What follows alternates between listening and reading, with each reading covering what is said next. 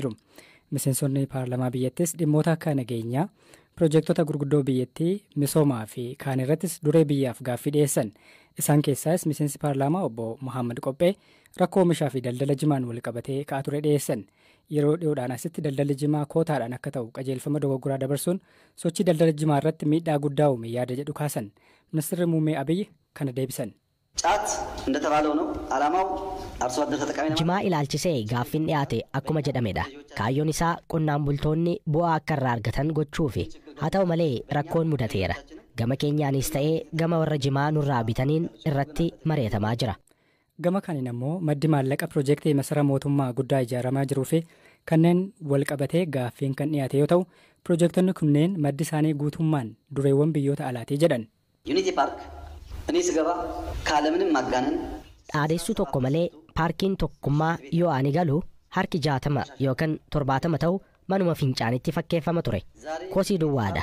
Keessa deemuun hin danda'amu. Garuu har'a Unity Park keessa square meetirii tokko lafa hin misoomin argachuun hin danda'amu. Dhibbaan dhibbatti misoomeera. Bareedeera. Kunis kan ta'e pireezidaantii UAE Sheek Mohammed bin Zaayidiif gaaffii dhiyeesseeni. Magaalaa gidduu lafti hektaara 40 ta'uu fi mukkeen hedduu qabutu jira. Garuu maallaqa hin qabu jechuun itti hime. Isaanis gaaffii koo simatan. Achiis kontraata kennanii kaampaanii mataa isaanii erganii dizaayina isaatiin waliigallee hojichi hojjetame. Malee qarshii naa kennanii miti kanin hojii kana hojjedhe. Namoonni maallaqicha odiitii gochuu barbaadan jiraannaan dhaqaatoo Sheek Mohammed gaafadhaa.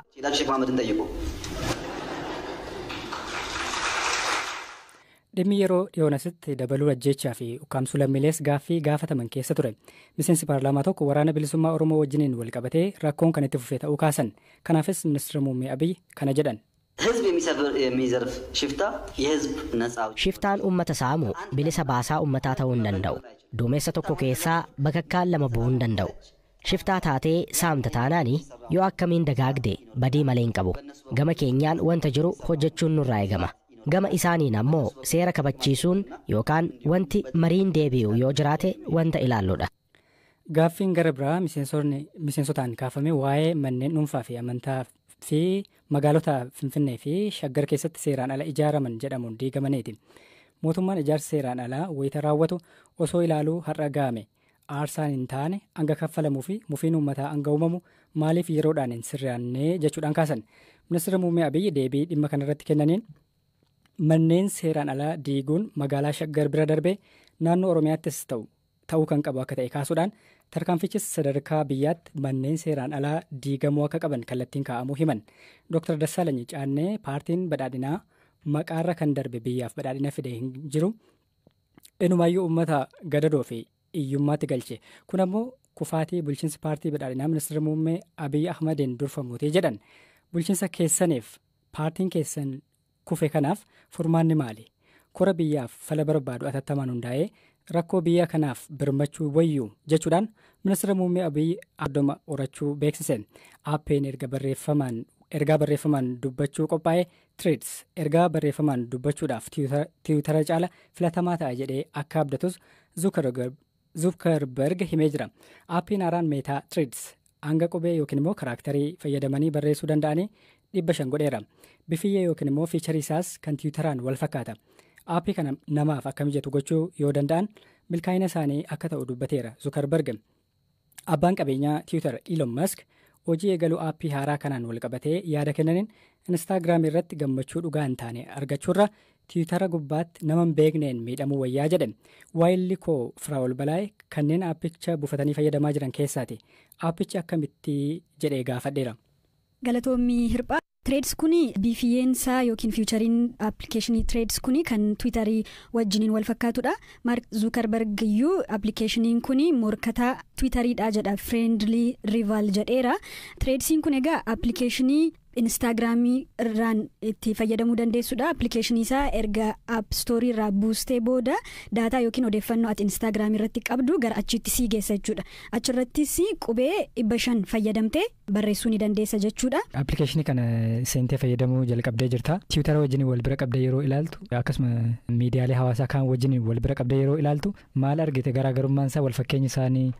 Anis sa'aatii muraasa dura makameera appilikeeshinii kana buuseenii odeeffannoo ani instaagiraamii kana dura qaba gatiin ta'ee fi instaagiraamii irra waan hin qabu gara achitti fudhatee namoota instaagiraamii irratti ani hordofaa ture achii hordofuu dandeessa jedhee naa fide akka haaraatti loogiin gochuun nan barbaachisne jechuudha. Garuu baay'eensaa kanuma tiwiitarii fakkaata namoonni baay'een itti makamaa jiru kan isaan jedhanis iddoon kuni kan arge keessaati ilaaluuf dhufne kan jedhan jiru maaltu ta'aa jira kan jedhu baruudhaaf kan itti makaman jiru baay'een isaanii iddoo gaarii namoonni kana ni argeeni kan yaada gaarii iddootti walii qoodnu haa ta'u kan jedhanis jiru jechuudha. Anillee kan inni argee namoonni muraasni suuraa Zuukarbergii fi akkasuma dureessa abbaa qabeenyaa kaampanii Tiwiitar fuula isaanii walitti garagalchanii yeroo lollee gidduu isaaniitti jalqabudha warreen jedhan fa'aa argeen jira. Zuukarberg gaafa appilikeeshinii kana jalqabsiisee morkataa Tiwiitaraa haala hiriyummaadhaan kan jedhu friendly rival jedhe Iloon Maask abbaan qabeenyaa Tiwiitar garuu instaagiraamii irratti gammachuu sobaan of gowwomsuurra Tiwiitarii irratti nama hin beekneen jechaan haleelamuu wayyaa jedhee dubbateera jechuudha. Garaagarummaan inni guddaa ergaa kallattii erguu ni dandeessa Tiwiitarii irratti isa kanarratti garuu hin dandeessu amma ammaatti isa jiru jechuudha. Kan Tiwiitarii irratti trending wanta jedhu yookiin immoo wanta amma dubbatamaa jiru baay'inaan sitti agarsiisa maaltu fakkeenyaaf Keeniyaa yookiin Itoophiyaa keessatti amma namoonni Tiwiitarii irratti waa'ee maalii odeessaa jiru kan jedhu sitti agarsiisa. Inni kun agarsiisaa hin jiru. Haashtaagii wanti jedhamu jira mitiire inni sun hin qaba Tiwiitariin inni kun amma yoonaatti isa hin qabu. Kun egaa garaagarummaa hamma ammaatti qabanidha. Isaaf immoo hordoftoonni keenya dhaqanii bananii ilaaluu danda'ani. Firaa'ol keessatti qonnaan bultoonni qonna gannaa kanarratti hanqinni xaa'oo isaan mudachuu fi yeroon akka hin dhiyaanneef himataa jiru. Qonnaan bulaan dubbisne lafa qotanii qopheessanii xaa'oo ittiin facaasan dhabuu waayila koo Hamzaa Huseenitti himani. Banana yeroo roobee lafti seeraan qophaa'ee jira. Baay'ee nama gammachiisaa ture. Uummanni rakkachaa jira boo'aa jira akka biratti. Xaa'ootu tasuman jiru moo gatiitu dabale moo kan bara darbeerraa kan baranaa akkamiin adda ta'a maaltu mudate? Baay'ee jiru jedhama innaa dhufee waliin ga'uu kan iddoon hin beekamu. Qotee bulaan guyyaadhaan akkanumatti dhaabbata bakka buufata irratti akkanuma dhaabbatee karaa eeggatu wanta argatu tokko hin jiru. Hidhii yoo argamte kuntaala wasananteedha inni kan akkanuma isaadha jedhu akkanuma karaa irra deemaa oola malee wanti nuti seelaanu baay'ee siin gaddisiisa hin boote. Isin amma akka dhuunfaa keessanitti xaa'oo hagam fayyadamtu? Xaa'oo malee oomishuu dandeessu ooyiruu keessan? Tokkoyyuu wanti dandeenyu homtuun jiru bareera waggaa baay'ee gaabara malee pilootiidhaan tattisa lama yoo itti jennee lafti jideera wanti nuti faca'ee wal deebi'u hin jiru yookiin bakka baay'ee rakkoo guddaadha. Xaa'oo gargaaramtanii maal fa'aa oomishtu isin? Biyyi keenya giddu galeessadha qilleensa giddu galeessadha wanti nuti hin taane iyyuu hin jiru qamadiin hin ta'a xaafii beekilaa boqqolloo atara wanti nuti hin taane hin jiru. Kanaafuu xaa'oo malee maal gochuu danda'a jettuu uummati maal murteeffataa garamitti deemtu isin akka dhuunfaa keessanitti akkamitti qotuu dandeessu? Lafti hundumtuu qotee xaa'oon hin jiru akkasitti bakka humni namaatti ba'ee baay'ee rakkisaadha bakka bor jireenyuma boruutis wanti bara tokko baanu bare xaa'oon kun nama fayyadaana wanti yeroo eeggannu humtuu hin jiru. Silaa akkamitti dhiyaata ture xaa'oon kanaan dura? Irratti maayinooniidhaan maayibaasii irratti ramadamee hin dhufaa achirraa galmaanii silaa hidhii kanamma lafa amman qotuunanii tilmaammadheen karoora DA'dhaan hojjetaa dirreechaadha. Galmaa'een silaa mana barbaachisu waan na barbaachisu hunduma gosa sanyii facaasu. Inni amma akkasumaan bakka wanti silaa ni jennu jiru bakka abdii. Qonnaan bulaan biraa godina Shawaa Lixaa aanaa ganda biratti irraa dubbisne immoo sababa daandiin citeef xaa'oo dhabuudha dubbatu. Xaa'oon baay'eetti rakkoo guddaa jira. Maali rakkoo mudate mee? Dhiyeessii rakkoo fi karaansaa rakkoo ta'eeti karaansaa qiillatti dhimmisee daandii konkolaataan hin deemuu konkolaataan hin deemnee fi rakkoo guddaa fidee amma xaafii irratti qamadii irratti dhabee kun akkatti boocha guddaa jira. Warra daldalaarraa gara jalduu aanaa jalduu jedhamu deemee aanaa jalduutii achi bitee fidee muree kuntaalli 12,000 mureen immoo 6,000 isaan hin argamu jibbaatee rakkootti jira karaan saara gara qiixuu burqaan burqeessuun konkolaataan karaa fidhamees rakkoo guddaa qaba.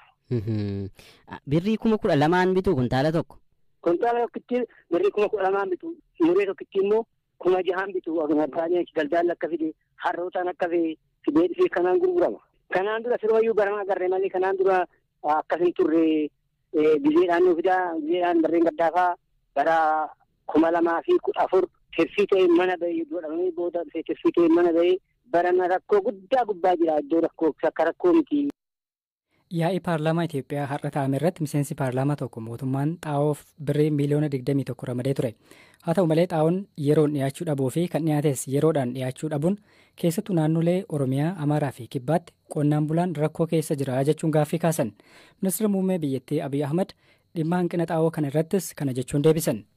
ዘንድሮ ያጋጠመው የማዳበሪያ ሁኔታ ያው ሁላችሁም እንደምታውቁት ማዳበሪያና ስንዴ አብዛኛው ከራሻ ዩክሬን አካባቢ akkuma beektan dhimmi xaa'oo barana mudate xaa'oo fi qamadiin gara caalu raashaa fi yuukireen irraa bitama.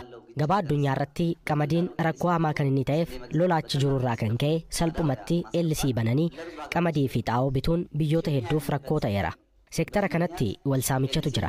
Sababa sirni gabaa jeeqameef eelisiin hamma ta'een harkifateera. Akkuma beektan nuti xaa'oo hin oomishnu binneetu galchina. Haasaa gabaa wajjin taasisneen rakkoon mudateera. Rakkoo kana hiiknee kontraata raawwanneerra. Bittaanis gaggeeffamee fe'amaa jira. Harkifannaan muraasnis yoo jiraate hin qaqqaba jedhamee amanama. Embaasiin keenya Jibuutii jiru ministeeronni dhimma alaa fi qonnaa hojii isaanii ijoo godhatanii hojjechaa jiru. ይሄ እንዳለ ሆኖ በአንዳንድ ቦታ 100,000 ኩንታል ካልደረሰኝ 50,000 ኩንታል ካልደረሰኝ haalli kun otoo jiru bakka gariitti ammoo aanaalee fi gandoonni kuntaalli 100 yookaan 50 yoo nu harka ga'e malee hin raabsu jechuun mankuusaa keessa kanneen ka'an jiraachuu odeeffannoo arganneerra. Kun sirrii miti. Xaa'oo argame qonnaan bulaaf dhiyeessaa jala jalaan akka dhufu gochuu, kompoostii babal'isuu, nooraa gargaaramuun biyyee asiidummaa qaban fooyyeessitu nurraa eegama malee mootummaa